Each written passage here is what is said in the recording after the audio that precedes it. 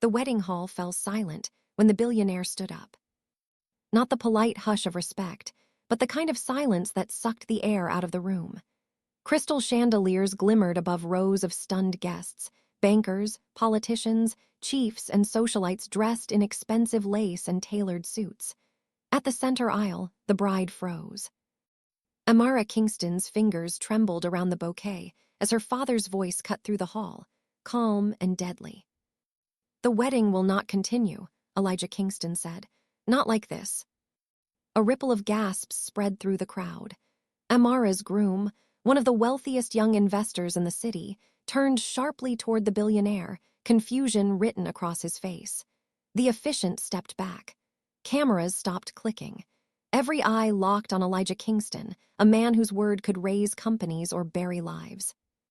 Amara swallowed. Her heart pounded. She knew that tone. Her father took a step forward, his polished shoes echoing on marble. He did not look at the groom. He looked at his daughter. "You will not marry this man," he said. "You will marry the mechanic."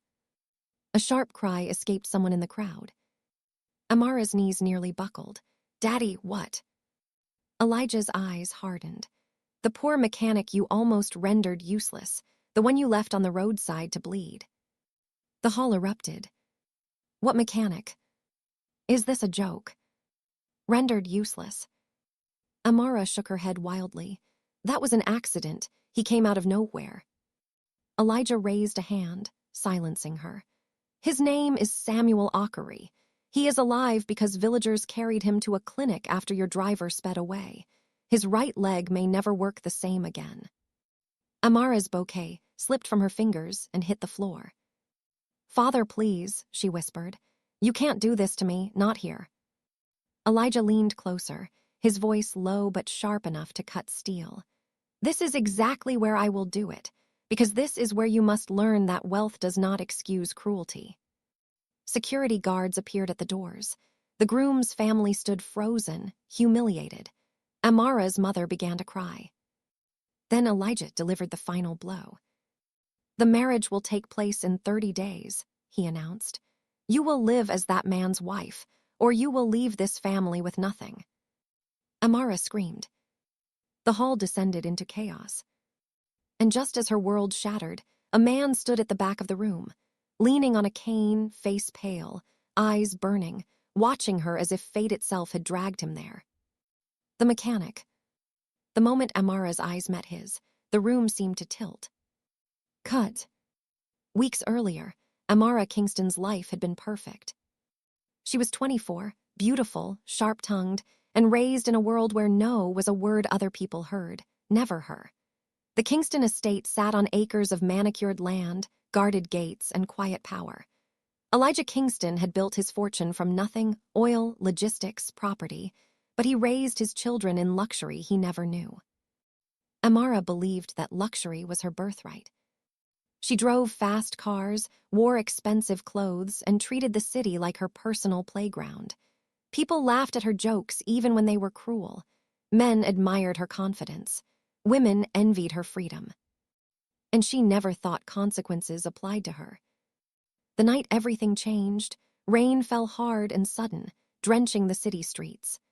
Amara sat in the back of her father's black SUV, scrolling through her phone, barely listening as her driver complained about traffic. "Hurry up," she snapped. "I'm late." The road narrowed near an old industrial area where streetlights flickered like tired eyes. A broken-down car sat half on the road, hazard lights blinking weakly. Beside it, a man worked under the hood, rain soaking his clothes. "Madam, slow down," the driver said. "Too late." The man stepped back suddenly, waving his hands. The impact was sickening. The car jolted. The sound of bone against metal echoed through the rain. Amara's phone flew from her hand. She gasped, heart racing. The driver slammed the brakes, breathing hard. "Oh my God," he whispered. Through the windshield, they saw the man lying on the wet road, twisted, not moving. Amara's chest tightened. For a brief second, just one, fear pierced her confidence. "Get out," the driver said shakily. "We need to help him." Amara grabbed his arm. Are you crazy? People will start coming. Call my father, call the police. Do you know what this will do to me? Madam, he could be dead. Amara's eyes darted around the empty street. Rain washed over the scene, hiding blood, hiding truth. Drive, she said. The driver hesitated. Drive, she screamed. The car pulled away, leaving the man alone on the road. Amara leaned back, breathing hard, telling herself it wasn't her fault. He shouldn't have been there. He should have looked. Someone else would help him. She never asked his name. She never looked back. Days later, the story reached Elijah Kingston anyway. Not from the police, not from the papers. From a woman who sold roasted corn near the roadside. She recognized the car. She recognized the driver. And she recognized the kind of man Elijah Kingston was. Elijah listened without interrupting. When she finished, he thanked her and sent his people to find the injured man. Samuel Ockery was found in a small village clinic, feverish, his leg wrapped in dirty bandages, his mechanic tools stacked neatly beside his bed. He was quiet, proud, and refused pity. Elijah Kingston wants to see you, the man's assistant said. Samuel laughed bitterly. To pay me to disappear. Elijah shook his head when they met. To face what my daughter did. Samuel did not beg. He did not shout. He told the truth. And that truth shook a billionaire more than any business loss ever had. Elijah returned home that night and looked at Amara differently. Not as his daughter, but as a problem he had failed to correct. He canceled meetings. He watched her laugh at parties, plan her wedding, complain about small things. He imagined Samuel lying in the rain. And he decided punishment was not enough. Correction was required. The wedding announcement shocked society. Elijah Kingston's daughter marrying beneath her class to a poor mechanic. No one knew the full reason. Amara only learned the truth when her father summoned her to his study. You will marry him, Elijah said calmly. I won't, Amara replied, laughing nervously. You'll cool down. Elijah's gaze did not soften. Then you will leave this house. She thought he was bluffing. Until the wedding day came. Until the hall fell silent. Until she saw the mechanic standing there, alive, broken, and unafraid. And as the doors closed behind her ruined dreams, Amara realized her father was not punishing her. He was handing her over to the consequences she had abandoned on the roadside. The mechanic took one slow step forward. And the future neither of them wanted began. The news spread faster than wildfire. By morning, blogs screamed headlines, radio hosts argued on air, and whispers followed Amara Kingston like shadows. The billionaire's daughter was being forced to marry a poor mechanic. Some called it justice. Others called it madness. Amara called it humiliation. She sat stiffly in the back seat of her father's car as it rolled through streets she had never bothered to notice before, unpaved roads, open drains, faded shops with hand-painted signs. This was not her world, yet her father insisted on bringing her here. Why are we here? She snapped, arms crossed tightly. Elijah Kingston did not look at her. You will see where your choices lead. The car stopped in front of a small compound with cracked walls and a rusted gate. A generator hummed somewhere nearby. The smell of oil and metal filled the air. This is his workshop, Elijah said. Amara laughed, sharp and bitter. You expect me to marry a man who fixes cars in this place? Elijah finally turned to her. You almost ended his life on a road worse than this. Inside the workshop, Samuel Ockery sat on a low stool, tightening a bolt with careful hands. His leg was stretched out, stiff, wrapped in a brace. He moved slowly, deliberately, every motion practiced through pain. When he looked up and saw Amara, his jaw tightened. For a long moment, no one spoke. So, Samuel said finally, voice steady, this is the woman who left me to die. Amara flinched. I didn't know you'd be here. A muscle twitched in his face. You didn't care. Elijah stepped forward. Samuel, this is my daughter, I know who you are, Samuel interrupted. The man with enough money to make problems disappear. Elijah nodded. And enough power to make my child face hers. Amara stared between them, anger rising. Father, stop this. He's enjoying this. Samuel shook his head. No, I'm surviving it. Silence fell again. Elijah cleared his throat. The marriage will hold, but it will not be empty punishment. Amara will live here, she will learn. Amara's eyes widened. Live here. In this house. Elijah said firmly. No staff, no driver, no allowances. Amara laughed hysterically. You can't be serious. Samuel stood up slowly, leaning on his cane. I didn't ask for this, he said. I don't want a forced wife. I want my life back. Elijah met his gaze. And you will have it, with compensation beyond money. Samuel looked at Amara, his eyes unreadable. Then she will work. Amara recoiled. Excuse me. She will work here, Samuel continued. Clean, assist, learn. If she is to wear my name, she will understand my world. Amara opened her mouth to protest, but Elijah raised a warning finger. This is not a discussion. The next week was torture. Amara moved into a small room with peeling paint and a narrow bed. Her expensive clothes were replaced with simple dresses. Her phone was taken. Her credit cards were frozen. The first morning, Samuel handed her a broom. Start with the floor, he said. She stared at it as if it were a weapon. I don't do this. He leaned closer. Then leave, walk away. But know this, your father will not catch you when you fall. Her pride screamed louder than fear. She took the broom. Sweat soaked her back within minutes. Dust filled her nose. Her hands blistered. Mechanics laughed quietly, shaking their heads in disbelief. This is madness, she muttered. Samuel overheard. This is life. At night, Amara lay awake, staring at the ceiling, replaying the accident. For the first time, the image did not slide away easily. The rain, the sound, the still body. Across the compound, Samuel sat alone, rubbing his injured leg, haunted by a different memory. The moment he realized the car was not stopping.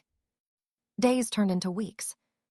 Amara learned to wash greasy tools, fetch spare parts, cook simple meals. She hated every second, yet something strange happened. People stopped fearing her. They spoke to her honestly. And Samuel, cold, distant Samuel, watched her quietly, measuring every step. One evening, as the sun dipped low, Amara slipped on spilled oil and fell hard. Pain shot through her ankle. She cried out before she could stop herself. Samuel was beside her instantly.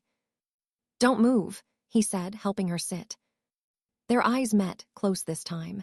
His hands were rough, steady. Concern flickered across his face before he masked it. You see, he said softly, it only takes one mistake. Amara looked down, ashamed. I didn't mean to hurt you. Samuel stiffened. Intent doesn't erase damage. That night, Amara cried quietly into her pillow. For the first time in her life, tears were not for herself alone. But change never comes without resistance. Unknown to both of them, someone was watching. And they did not like what this forced marriage was becoming. Before the next sunrise, a decision would be made that would push this fragile balance toward danger. And nothing would ever be the same again. If this story is already pulling you in, take a moment to support the channel by liking this video, subscribing, and sharing it with someone who enjoys deep, emotional stories like this. Also, tell us in the comments where you're watching from. We love seeing how far these stories travel. And be honest, what would you have done if you were in Amara's place? Would you accept this punishment or walk away? Share your thoughts below. The tension did not announce itself loudly. It crept in quietly, like heat rising before a storm. Amara began to notice it in small ways. The mechanic who used to joke freely around Samuel now went silent whenever Amara entered the workshop. Neighbors who had warmed up to her suddenly watched from behind doors. Even the air felt different, heavier, cautious. Samuel noticed too. He had lived in this area long enough to recognize when eyes lingered too long and conversations stopped too quickly. Trouble did not always come with noise. Sometimes it came with smiles that did not reach the eyes. One afternoon, as Amara scrubbed oil-stained rags behind the workshop, Samuel leaned closer and spoke quietly. "Do you know why people here survive?" he asked. She shrugged. "Because they have no choice." He shook his head. "Because they mind their business, and lately people are watching ours." Amara frowned. "Watching how?" Before he could answer, a sleek black car rolled slowly past the compound. It did not belong there. The windows were tinted. It did not stop, but it did not speed up either. Amara felt a chill. "Is that normal?" Samuel's jaw tightened. "No." That night, Samuel locked the gate earlier than usual. Amara sat on the edge of her bed, listening to the sounds of the neighborhood, dogs barking, distant music, murmured voices. For the first time since arriving, fear wrapped around her chest. She thought of her father's mansion, its bright lights and guards. She wondered if this was what Samuel felt every night. The next morning brought unexpected news. Elijah Kingston arrived unannounced. The compound buzzed as people gathered, whispering. Amara rushed out, heart racing. "Daddy," she said, relief flooding her voice. Elijah studied her carefully. Her hands were rougher now, her face thinner. Something in her eyes had changed. "You look different," he said. She didn't know whether that was praise or judgment. Samuel stood a short distance away, leaning on his cane, wary. "I came to check progress," Elijah said calmly, "and to warn you." "Warn us about what?" Amara asked. Elijah lowered his voice. "Power never enjoys being challenged. Some of my associates are unhappy with this arrangement. They think I've lost control." Samuel scoffed softly. "Because you chose morality over pride." Elijah nodded. "Because I exposed something ugly." Amara's stomach dropped. "Are we in danger?" Elijah did not answer immediately. That silence told her enough. "I will increase security around the area," he said finally. "But understand this, some lessons attract enemies." Samuel met his gaze. "Then we face them." Elijah's eyes flickered with respect. Before leaving, Elijah pulled Amara aside. "You still have a choice," he said quietly. "End this now, walk away." Amara looked back at the workshop. At Samuel, tightening bolts despite the pain in his leg. At the people whose lives she had begun to touch. "I don't want to run," she said. Elijah studied her, surprised, then nodded once and left. That evening, Samuel confronted her. "You don't belong in this danger," he said. "You can still leave." Amara shook her head. "I don't get to decide that alone anymore." For the first time, Samuel smiled, just slightly. The attack came 3 nights later. Amara woke to the sound of metal crashing. Shouts followed, then glass shattered. Her heart slammed against her ribs as she rushed outside. Shadows moved fast, too fast. "Get inside," Samuel shouted. Men stormed the workshop, overturning tools, smashing engines, setting fire to oil-soaked rags. Flames leapt hungrily. Amara froze, panic gripping her. Samuel grabbed her arm and dragged her behind a concrete wall, just as something exploded nearby. "Stay down," he ordered. Sirens wailed in the distance, but the attackers vanished before help arrived, leaving destruction behind. The workshop burned. By dawn, nothing remained but blackened walls and twisted metal. Amara stared at the ruins, tears streaming down her face. "This is my fault," she whispered. Samuel's voice was hoarse. "No, this is what happens when the powerful are embarrassed." She turned to him. "Then why am I still standing?" He looked at her carefully. "Because maybe you're not who you were anymore." The loss changed everything. Without the workshop, Samuel had no income. Without income, the future collapsed. Neighbors rallied, offering food, shelter, help. Amara worked tirelessly, organizing support, apologizing when words fell short. And for the first time, people listened. One night, as they sat outside under a sky heavy with stars, Samuel spoke quietly.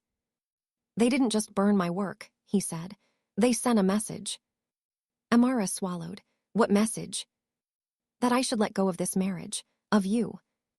She met his eyes. Will you? He was silent for a long moment. No, he said finally, not yet. But danger had only introduced itself. And the next move would not come from strangers in the dark. It would come from someone far closer. Someone Amara trusted. And when that betrayal revealed itself, it would force a choice neither of them was ready to make. The ashes of the workshop still smelled of smoke when help arrived from an unexpected place. A silver SUV pulled into the compound just after sunrise. From it stepped Marcus Hale, Amara's former fiancé. He looked exactly as she remembered. Polished shoes, tailored jacket, confidence worn like armor. But his eyes moved quickly, taking in the damage, the poverty, the people. Amara, he said softly, as if speaking to someone fragile. I heard what happened. Samuel stiffened beside her. Marcus extended his hand to Samuel. You must be the mechanic. Samuel ignored the hand. I was. Marcus smiled thinly. I can help. This didn't have to happen. Amara's stomach twisted. What are you doing here, Marcus? I came to fix a mistake, he said, lowering his voice. This marriage was never meant to be real. Samuel laughed once, humorless. Funny how real the fire felt. Marcus turned to Amara.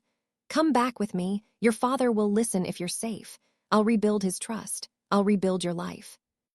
Amara hesitated. And Samuel saw it. Later that day, Elijah Kingston arrived again, his expression grim. The attack was meant as a warning, he said. Marcus's investors are among those embarrassed by my decision.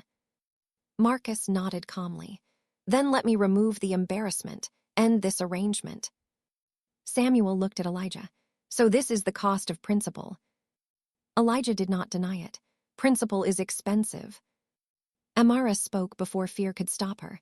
I won't leave. Marcus stared at her. You don't belong here. Neither did Samuel belong on that road, she replied quietly. That night, Amara overheard voices outside. Marcus and Elijah. You're risking everything, Marcus said. She'll hate you for this. She must learn, Elijah replied, even if it breaks her. Amara stepped back, heart pounding. She realized then that her father had always expected this marriage to fail. And Samuel was paying the price. The next morning, Samuel was gone. His cane leaned against the wall. His bag was missing. Amara panicked, searching the compound, calling his name. Neighbors avoided her eyes. Finally, an old woman spoke. He left before dawn, said some battles are not worth the bodies they leave behind. Amara ran to the road, where she had once driven away without stopping. She stood there, shaking, finally understanding what it meant to be abandoned. Behind her, Marcus watched silently. And far away, Samuel walked with pain and pride, unaware that the next decision Amara would make could destroy her father's empire, or save a broken man forever. Samuel did not go far. Pain limited his steps, but pride drove him forward. He walked until the sun climbed high and the dust burned his throat, then stopped at a half-finished church at the edge of another neighborhood. The builders knew him. They gave him water and a place to sit without questions. He stared at his injured leg and wondered how many times a man could start over before something inside him finally broke. Back at the compound, Amara refused to sit still. She ignored Marcus's calls. She ignored her father's messages. She walked the streets asking questions, her voice hoarse by afternoon. Have you seen a man with a cane? A mechanic, quiet, limp. Most shook their heads. Some pointed vaguely. Finally, a boy spoke up. He passed this way early, toward the old church. Amara ran. By the time she reached the church, her shoes were ruined, her breath ragged. She found Samuel sitting alone, staring at the sky through broken rafters. He did not turn when she approached.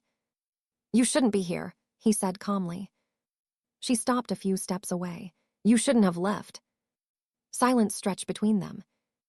I was protecting you, Samuel said, and myself. From what? She asked. From becoming your lesson, he replied.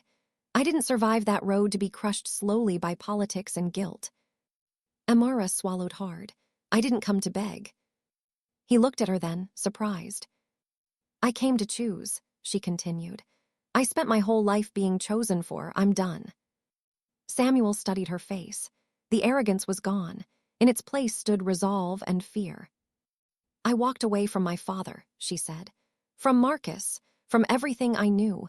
If this marriage ends, it won't be because you ran. You don't understand the cost, Samuel said quietly. I'm starting to, she replied. He looked away. They burned my livelihood, they'll do worse. Then let them face me, Amara said. Not you alone. For a long moment, Samuel said nothing. Then he stood slowly, leaning heavily on his cane. If you stay, he warned, there's no going back. Amara nodded. I know. They returned to the compound together at dusk. The reaction was immediate. Neighbors whispered. Marcus's face darkened. Elijah Kingston arrived within the hour. This has gone far enough, Elijah said, his voice tight. You're coming home. No, Amara replied. You're endangering lives, Elijah snapped. So did I that night, she said evenly. And you protected me, I won't hide anymore. Samuel stepped forward. Sir, this is no longer about punishment. Elijah looked at him sharply. Then what is it? Responsibility, Samuel said. Shared. Elijah's jaw clenched. For the first time, the billionaire looked unsure. Marcus broke the silence. You're destroying yourself for nothing. Amara turned to him. You never loved me. You loved the version of me that didn't make you uncomfortable. Marcus laughed bitterly. You think this man will save you? Samuel spoke calmly. No one is saving anyone. That night, Elijah left without another word. 2 days later, the pressure intensified. Suppliers refused to sell to the compound. Friends stopped visiting. Rumors spread, ugly ones. Amara overheard a woman whisper, she deserves whatever happens. Samuel heard it too. The breaking point came when a letter arrived. No name, no signature. Just a warning. Leave the marriage, or the next fire won't stop at property. Amara's hands shook as she read it. Samuel closed his eyes. This is what I feared. She looked up at him. Then let's stop running. He frowned. How? Amara took a breath. By telling the truth, all of it. Within days, Elijah Kingston's name dominated headlines again, but this time not for business. A press conference was announced. When Elijah stepped up to the podium, Amara stood beside him. So did Samuel. Cameras flashed. Elijah spoke slowly. My daughter committed a crime. She fled responsibility. I enabled her. Gasps rippled through the crowd. Samuel said nothing. Amara did. I hurt a man and left him, she said clearly. This marriage began as punishment. It continues as choice. Reporters shouted questions. Marcus watched from the back, face pale. That night, Elijah faced consequences he had long avoided. Investigations, lawsuits, public scrutiny. But something else happened too. Support poured in. People donated. Mechanics offered tools. Lawyers volunteered time.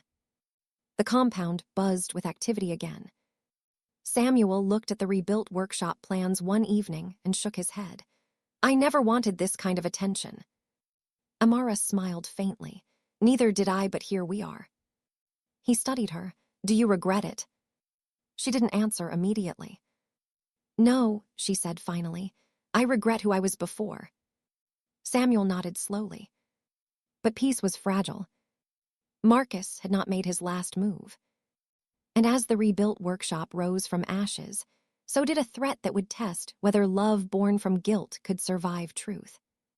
The next chapter would force Samuel to confront a choice darker than anger. And Amara would learn that redemption demands more than sacrifice. It demands courage when everything can still be lost. The rebuilt workshop opened quietly, without music or ceremony. Fresh paint covered the walls, New tools hung neatly in place, and donated engines waited patiently to be revived. It was not grand, but it was alive. For Samuel, it felt like standing in a place that had once been a grave and finding flowers growing there. Amara arrived early each morning. She swept, logged expenses, spoke to customers with calm respect. People still stared at her, still whispered, but fewer spat words like before. Some even smiled. Change, she was learning, was slow and unforgiving. Samuel watched her from a distance, careful not to confuse gratitude with affection. What they shared was complicated, built from pain, forged by truth, tested by danger. And danger had not gone away. One afternoon, a luxury car pulled up across the street and parked. It stayed there long after business hours ended. Samuel noticed first. "Go inside," he told Amara quietly. She followed his gaze. "That car, been there since morning." "I know." When the car finally drove off, Samuel locked the gate and leaned heavily on his cane. "They're waiting," he said. "Who?" Amara asked, though she already suspected the answer. "Men who don't like losing." That night, Samuel could not sleep. His leg throbbed, his thoughts raced. He replayed the accident again, not the impact, but the moment just before it. The headlights, the certainty that the car would stop. It hadn't. The next day, a visitor arrived unannounced. Marcus Hale walked into the workshop alone. No guards, no smile. "I came to talk," he said. Samuel did not invite him to sit. "You've said enough already." Marcus glanced at Amara. "I need 5 minutes, alone." Amara hesitated, then nodded and stepped away. Marcus lowered his voice. "This has gone too far. Investors are pulling out. Your story has made enemies you can't see." Samuel crossed his arms. "So you burn workshops now?" Marcus stiffened. "You have no proof." "I don't need proof," Samuel replied. "I need peace." Marcus leaned closer. "Then end this marriage, publicly, today." Samuel studied him. "And if I do?" Marcus's eyes hardened. "Then Amara will pay for your pride." Samuel felt something cold settle in his chest. "She's not your shield," Marcus continued. "She's your weakness." Samuel said nothing. Marcus smiled thinly and left.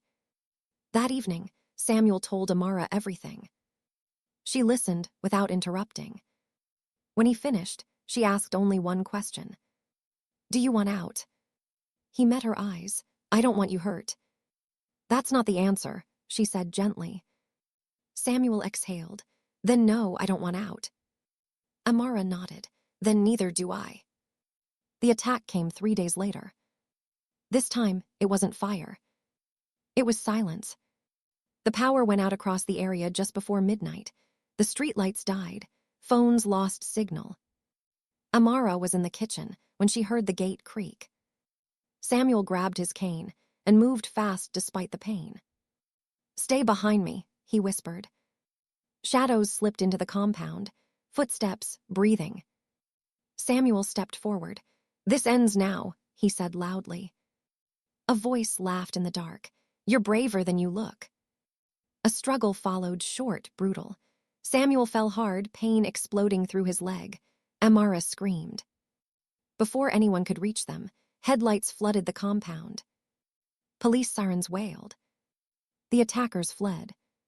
When the dust settled, Samuel lay on the ground, clutching his leg, face pale. Amara knelt beside him, shaking. "I'm here, I'm here." He looked up at her. "I told you the cost." She swallowed tears. "And I told you I'd pay it too." Samuel was taken to the hospital. The diagnosis was clear. The leg had worsened. Surgery was needed, expensive surgery. Elijah Kingston arrived before dawn. He looked at Samuel, then at his daughter. "This ends now," Elijah said quietly. "I will make this right." Amara shook her head. "Not by taking him away from me." Elijah's voice trembled. "You think this is love?" "I think it's responsibility," she replied. Samuel watched them both. "Sir," he said weakly, "if you want this to stop, let it be my choice." Elijah stared at him. "And what is your choice?" Samuel took a breath. I will not end this marriage to satisfy threats. Elijah closed his eyes. Surgery was scheduled. The night before, Samuel asked Amara to sit with him. If I don't walk the same again, he said quietly, you're free. She shook her head. You don't get to release me from a choice I made willingly. He smiled faintly. You've changed. So have you, she said. The surgery was successful, but the recovery would be long. Marcus was arrested 2 days later. Evidence surfaced, financial trails, witnesses, threats recorded. The powerful had miscalculated. As Samuel rested, Amara stood outside the hospital, watching the sun rise. For the first time, she felt something close to peace. But peace never stays long. A letter arrived that morning, addressed to Samuel. No threats. Just one line. Now that the truth is out, are you ready to hear mine? Samuel read it slowly. And whatever was written, there drained the color from his face. Samuel read the letter 3 times before folding it carefully and slipping it into his pocket. Amara noticed immediately. What is it? She asked. Someone from my past, he said. Someone I thought I buried with the pain. She waited. He did not continue. Recovery was slow, painful. Samuel learned again how to stand, how to balance, how to trust his leg. Amara was there for every step, steady and patient. Nurses whispered about the billionaire's daughter who washed bedsheets and fed her husband with her own hands. But Samuel's mind was elsewhere. 3 days later, the sender of the letter appeared. Her name was Ruth Ockery. She arrived at the workshop in the afternoon, standing quietly at the gate.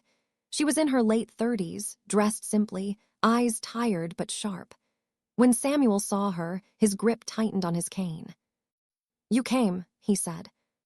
I had to, Ruth replied. Her gaze shifted to Amara. So this is her. Amara straightened. I'm Amara. Ruth nodded. I know. They sat inside the half-open workshop, the sound of metal tapping in the distance. Samuel spoke slowly, choosing his words. Ruth is my older sister, he said, the one who raised me after our parents died. Amara blinked. You never mentioned. Because she left, Samuel interrupted. She took everything we had and disappeared. Ruth inhaled sharply. That's not true. Samuel's voice hardened. You sold our father's land. You promised to come back. I was trying to save us, Ruth said. Men were circling, dangerous men. I ran. And left me to starve, Samuel replied. Silence pressed in. Ruth turned to Amara. You think you know him. You don't know what he's capable of. Samuel slammed his cane against the floor. Enough. Ruth stood. I came because your name is everywhere now, and because those men are back. Amara's heart skipped. What men? The ones who wanted our land, Ruth said. The ones behind the attack. Samuel's jaw clenched. Marcus. Ruth nodded. He bought old debts, old grudges. He found me first. Amara stood slowly. You knew this and said nothing. I wanted to see if he'd run again, Ruth said, looking at Samuel. He didn't. Samuel exhaled. Then why are you here? Ruth hesitated. Because the land you think is gone was never sold. I hid it, in your name. Samuel stared at her.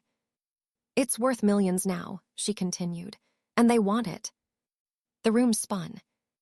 Amara whispered, so this was never about us. Samuel shook his head.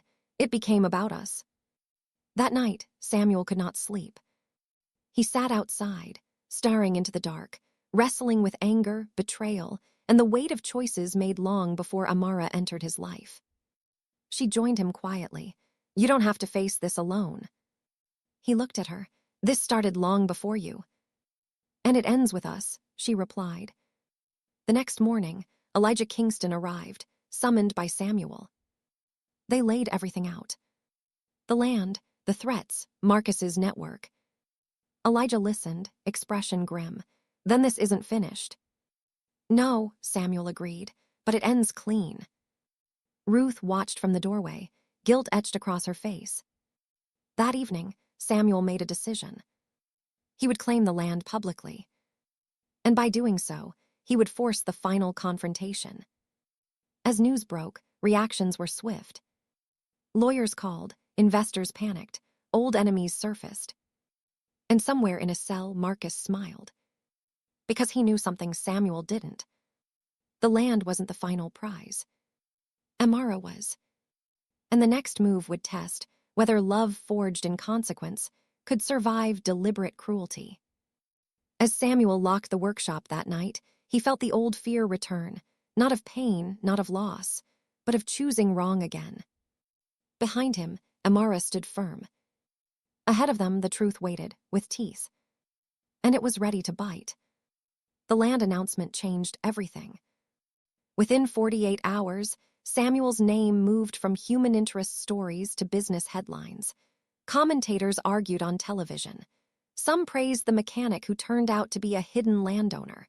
Others mocked him, calling him a pawn in a billionaire's moral experiment. Samuel ignored the noise. What mattered was the tension he could feel tightening around them like a rope. Men began showing up at the workshop pretending to be customers. They asked the wrong questions, looked too long at Amara, left without fixing anything. Ruth stayed close, her guilt turning into fierce protection. "This is exactly how it started years ago," she warned. Friendly faces before threats. Elijah Kingston moved quietly behind the scenes. He did not flaunt his power this time. He documented, he recorded, he waited. Amara felt the pressure in different ways. Strangers sent messages online blaming her for everything. Some called her a gold digger. Others said she had manipulated a poor man to cleanse her sins. She read them all. And for the first time, she did not run from the truth in them. One evening, as Samuel closed the gate, Amara noticed a man across the street pretending to talk on his phone. "He's been there all day," she said. Samuel nodded. "I know." That night, Ruth finally spoke the words she had been avoiding. "They don't just want the land," she said quietly. "They want control, and the easiest way to break a man is through what he loves." Amara met Samuel's eyes. "Then I should leave." The words hung heavy. Samuel shook his head immediately. "No." "If I go," she continued, "they lose leverage." "They'll find another," he replied. "Fear always does." Amara looked down. "I'm not afraid for myself." Samuel reached for her hand, his grip firm despite the pain. "I am." Before either could say more, headlights flooded the compound. Police cars. Elijah Kingston stepped out, his face hard. "It's time," he said. "We move tonight." "What happened?" Amara asked. Elijah exhaled. "Marcus is talking, not out of regret, out of desperation. He's trading names for leniency." Samuel's stomach dropped, including mine. Elijah nodded. "And yours and the land." Ruth cursed under her breath. "Then it's worse than we thought." "They plan to force a sale," Elijah continued. "Through intimidation, through scandal, through you, Amara." Silence followed. Samuel looked at Amara, seeing the fear she was trying to hide. "I won't let them use you," he said. She lifted her chin. "Then don't push me away. Stand with me." Elijah watched them both. "This is the moment that decides everything," he said. "Family, legacy, truth. Once we step forward, there's no turning back." That night, they barely slept. Before dawn, Samuel received a call from an unknown number. He answered. A familiar voice laughed softly on the other end. "You should have walked away when you had the chance," Marcus said. "Because tomorrow, the world finds out who she really is." The line went dead. Minutes later, Amara's phone buzzed. A message. A video thumbnail. Her breath caught. It was footage from years ago, her laughing at a party, bragging about how nothing ever touched her, spliced with images of the accident scene, edited to look intentional, heartless. "They're going to destroy you," Samuel whispered. Amara closed her eyes, then opened them steady. "No," she said. "They're going to test whether the truth can survive lies." As the sun rose, news alerts began flashing across screens. The storm had broken, and the final chapter of their story was about to begin, one that would decide whether punishment could become redemption or whether consequences would claim one last victim. By noon, the city was on fire with opinion. Screens everywhere replayed the edited video.